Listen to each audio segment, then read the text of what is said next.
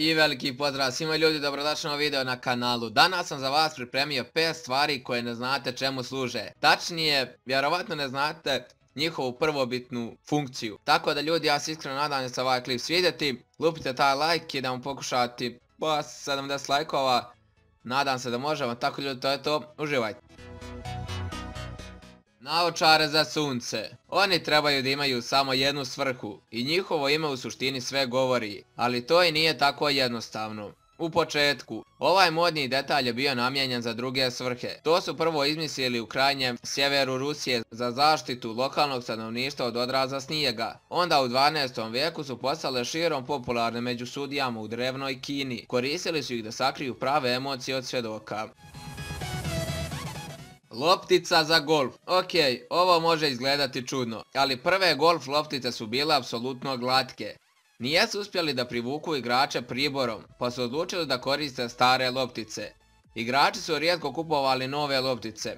Godinama su koristili samo jednu. Počeli su proizvodnju loptica sa mnogo gustog. Majice. Možda mislite da su majice uvijek bile ono što su i danas, ali u stvari, prve majice su napravljene za američke mornarice u toku Špansko-američkog rata. Bili su namijenjeni da se nose ispod uniforma, a radnici u mornarici su koristili to kao uniforme. Posle kada su shvatili da su majice praktične, jeftine i jednostavne za pranje, počeli su to prodavati i običnim građanima.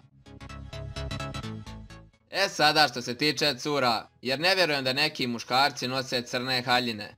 Vjerovali ili ne, oni imaju prilično tužnu priču. 1920. godine to su nosile samo udovice, koje su nažalost ostale posle smrti supruga. Na sahranama muškarci su nosili crna odijela, a žene crne haljine. Zamislite samo da je kraljica Viktorija nosila crnu haljinu za 40 godina žalosti i smrti njenog supruga, princa Alberta. Danas su crne haljine postale moderan komad odjeće. I za kraj, visoke potpetice. Ok, zvuči čudno, ali prve visoke potpetice koristili su persijski vojnici u 16. vijeku. Naravno, nijesu bili dizajn za šetnju.